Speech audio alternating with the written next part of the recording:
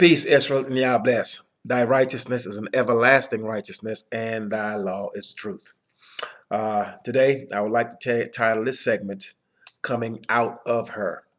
Once again, this segment is entitled, Coming Out of Her.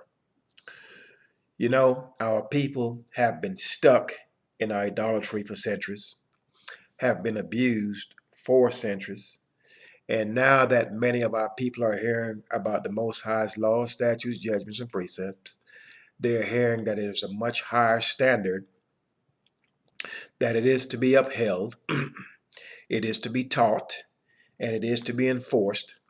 Many of our people are now going through the scrolls. They're identifying, they're able to bear witness to the Most High's words that they are indeed true.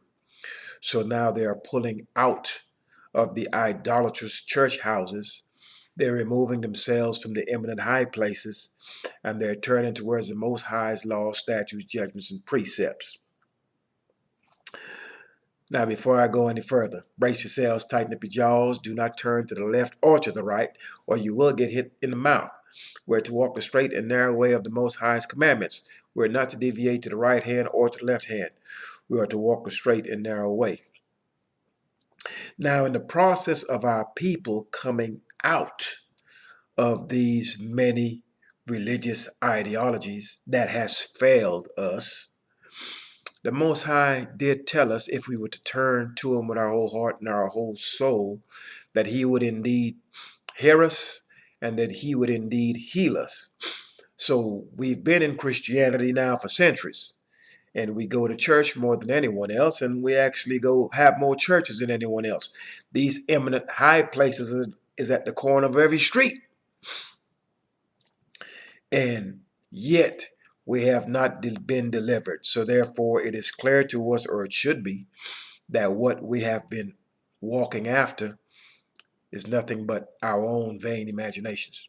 Now, as our people seek to remove themselves from idolatry, from wickedness, from evil, because that's what Christianity is, and as we remove ourselves from white supremacy, because that's what Christianity is, our people are now looking towards our men for leadership.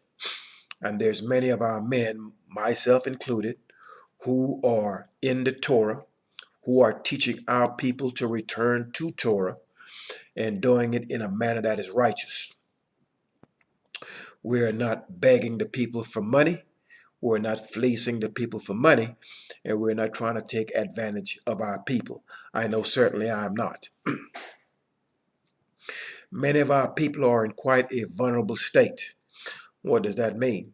Many of them are coming from the idol houses where they've seen the pedophilia, where they've seen the homosexuality, where they've seen the dishonestness, the theft, dishonesty, theft, the idolatry, and everything foul that the Romans have instituted in their churches, from the Roman Catholic Church until they split in the Protestant Reformation, and now you have the evangelical churches and the Protestant churches, which are the Christian churches.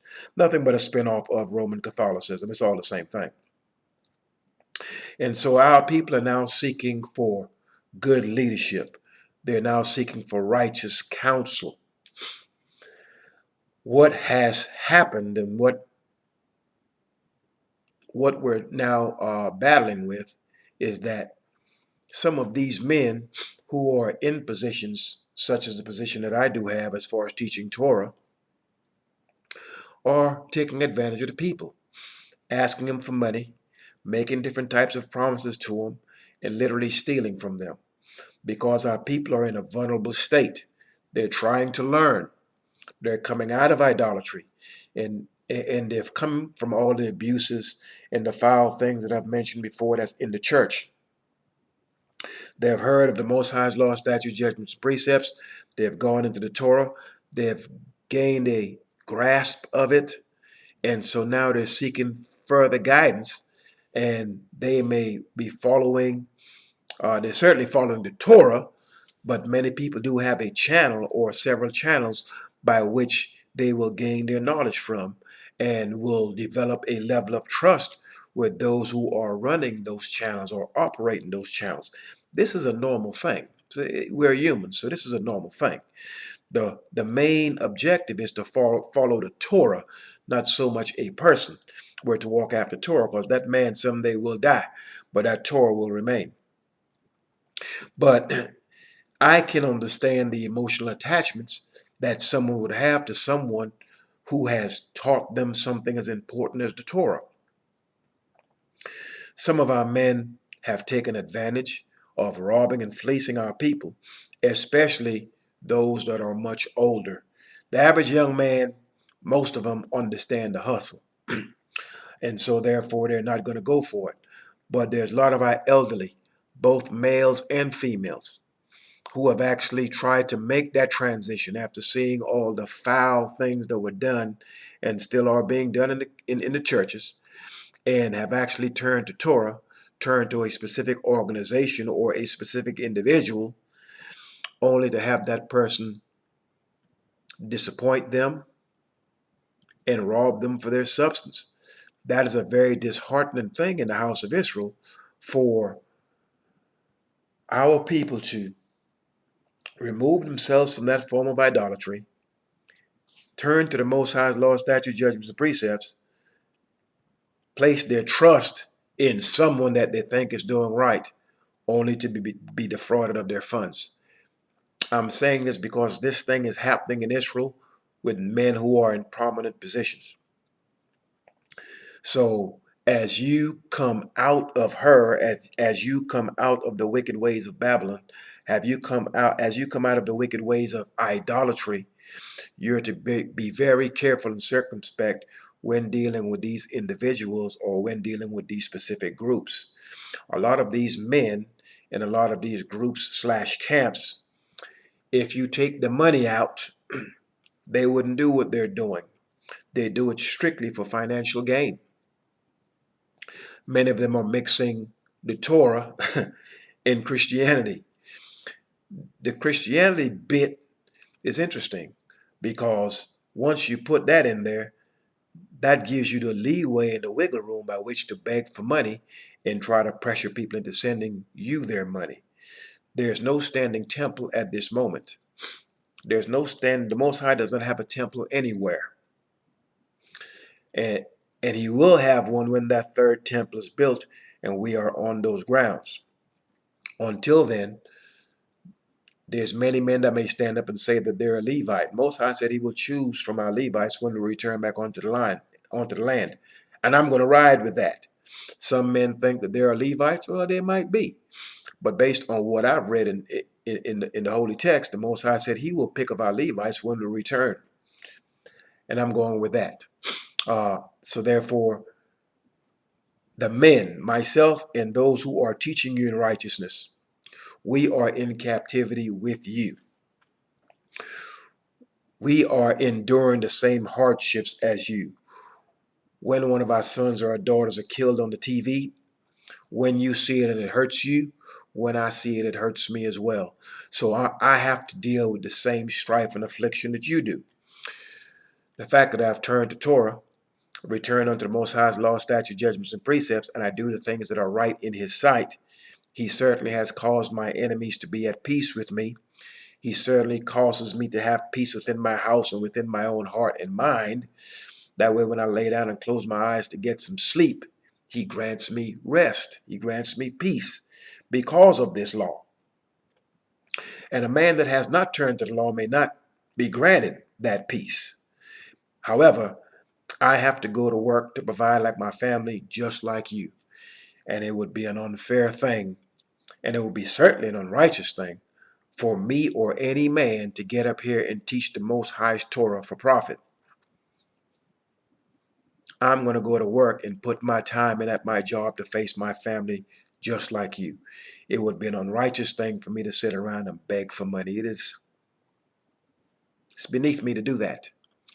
And it should be beneath any man that is willing to stand on his own feet to provide for his family, to actually reach out to the poorest of people, to the most heartbroken, the most abused people, and to actually fleece them for their monies when, number one, there is no temple for us to restore, and secondly, there's no tithe for you to collect.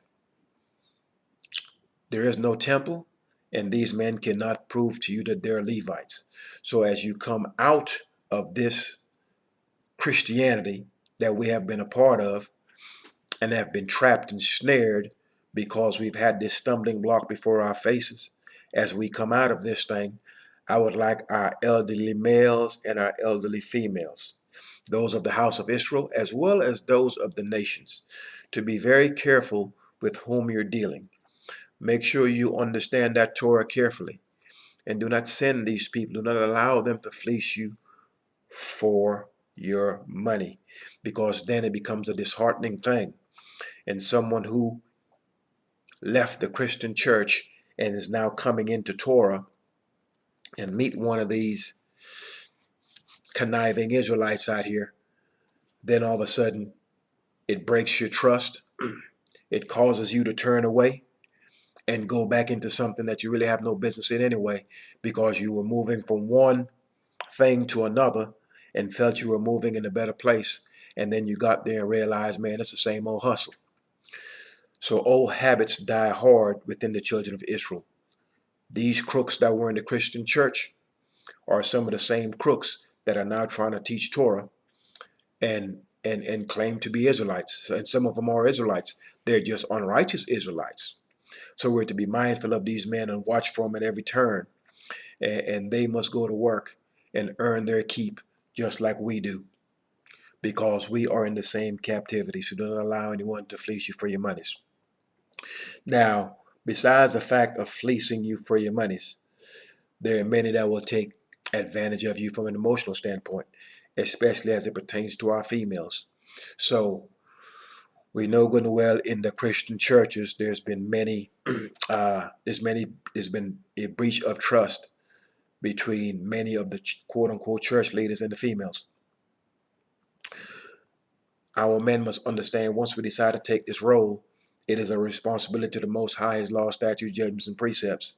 And so therefore we're to guard ourselves from creating any breach that's going to cause the Most High to turn his face against us, because we have made an error when dealing with his sons and daughters, especially when we're dealing with his daughters, we're dealing with the females. So some of these men, if a woman has a hard time and she's struggling in one area or the next, she may confide in him, and before you know it, some form of emotional attachment may be formed there, and thus it may become something beyond an emotional attachment. So to be able to walk this walk, to be able to lead in this position on this platform, it takes a man that's going to be well disciplined. And you cannot walk in Torah unless you are well disciplined. So if you are walking in Torah and you are in a leadership space or position, you are to remember your obligation to the Most High, his laws, statutes, judgments, and his precepts, and exactly how you are to conduct yourselves when dealing with his people, when dealing with the women of the children of Israel, well, when dealing with the elderly of the children of Israel, the brokenhearted, etc. We are to deal with them in a manner that is righteous. Once we understand that we have an obligation to Torah, we deal with our people and everyone else in a manner that is righteous. However, if you make a mistake and you put yourself before the Most High, and you put yourself before that lamp, before that law, before that light, and you put that light behind you, now you're walking in darkness. And when any Israelite man that is teaching Torah, that is walking in Torah, creates such a breach, it does harm to his own soul, to his own house, and to the entire house of Israel, because now everyone starts to look with scrutiny, because they're afraid of being hurt, they're afraid of being fleeced, they're afraid of being taken advantage of. So Once such a breach and a breaking of trust take place in the house of Israel, this word spreads throughout all the quote unquote camps, throughout all the 12 families of the house of Israel, or all 13 families of the house of Israel. So what we're to do is we have to remember we are a people that has been broken in spirit. And so now we have to rebuild the trust. And I'm talking about a trust with between each other. And so therefore, if you're a man of Israel that you are teaching Torah, you have an important place. Moreover, if you have been shown that which is right and have been granted a position by which to lead this people in righteousness, and you make that grave error of turning back and dealing with the Most High's people, or dealing with the heathen who has turned to the Most High's law, and you deal with them in an unrighteous manner, woe to you and woe to your house. You're headed for destruction in doing so. So be mindful of the people that you're dealing with. Keep in mind they are God's people. And to the heathen that may seek after the Most High's law, statutes, judgments, and precepts, he also is a servant of the Most High. And to deal with him or her in an unrighteous manner will also bring curses upon your head. So as you come out of her, be mindful of the crooks that are out here. Be mindful of those who are actually going to try to take Torah and mix it with other things and lead you down the wrong path, and in the process fleece you for your monies. You're to be mindful of that. I can't say that enough, because many of our people are having their spirits broken or dampened by this very thing. This will be one of the main topics that we will be discussing next on Israelites Assembled, when I do sit down and and we have a Zoom call with the brothers. As for Israelites Assembled, we would hope in time that we may pick a certain day or date to where many different peoples who are actually, we have now Brother Casrael, who is in Demona, that will sit in with us every now and then. And there's other prominent members of the house of Israel from different factions and camps, so to speak, and different nations, who will be coming and joining as well. That way we can actually extend the olive branch and bring the men and the women of the house of Israel together on the one accord, and that one accord being Torah. Uh, we certainly would like to get Brother Michael Ben Levi from Levitical Communications. We would like to get him on there as well. So I've got to give him a call and see if we can actually set that up. But it's nice to have the elders on there, and it's nice to have some of our younger people on there also, because most of our men and our women will actually start turning to righteousness after they've been given a 20-year or 30-year prison sentence, or after they've been devastated with some type of disease, or after they're so old they can no longer raise the hell that they used to raise in the younger years. So when I see the youth, uh, such as Brother Israel on Israelite Assemblies, some of the younger brothers, when I see them actually turn into the Most High, while they're still in the prime of their lives, while they're still in their youth, they haven't been struck down with old age, they haven't been struck down with disease, and they haven't been given a 20-year sentence. They're actually, within their own hearts and mind, on their own accord, turned to the Most High in the days of their youth. That's a beautiful thing, because I do feel that some of our people, especially our elderly, both males and females, the Most High is going to have to kill them, because they will not turn. They are accustomed to this wickedness. This is what they know, and they do not have it within them to seek anything else, nor do they have the discipline. So we would hope to actually bring the people together using such a platform as Brother Henry's Israelites Assemblies. We have not met in quite some time, because Brother Henry has been in the Caribbean balling.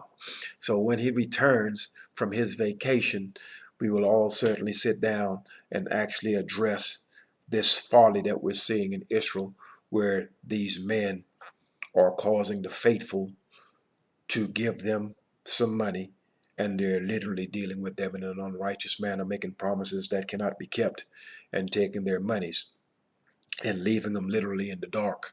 Uh, and once again, I would like to remind our people, the children of Israel and the stranger that is of a contrite spirit, you cannot buy a blessing. It doesn't work that way. You cannot pay your way into a blessing. You cannot pay your way to get a good night's sleep or anything of the sort. These are things that the Most High have to grant you. And it is not granted to you based on how much money you have. Peace of mind is granted to you by what's in your heart and how you conduct yourself on a day-to-day manner. Are you living right in the sight of the Most High? So this is what's going to grant you peace, and this is your shelter, this is your protection, this is your sanctuary in the midst of the heathen and in times of trouble.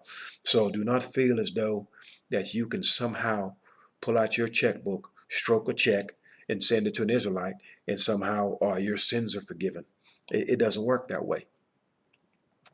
So once we understand that that is not how things are done, that is not how you're forgiven, that's not how you're granted peace, and that's not how you're granted protection, then you will not allow anyone to talk you into sending them some money, coerce you into sending them some money, or shame you into sending them some money because that bum simply doesn't want to go to work. So look out for these men. These men in Israel have had a history of fleecing their own people. This goes from the drug dealer to the pimp. This is it's a cultural failure on our part from our men, and it has not changed. Like I've said, as the money becomes funny, we will see exactly how many of these men will still try to stand and talking about their teaching about God when the money dries up. I have been on this channel and I've been in this space when the US dollar was pretty good. And I'll be in this space doing exactly what I do if it comes down to absolute zero. I do not do this for money. I will not teach the Most High's Torah for profit. It's it's it's folly to do so. So to the children of Israel and to the stranger, once again be mindful as you come out of the ways of the heathen and you turn to the Most High in righteousness.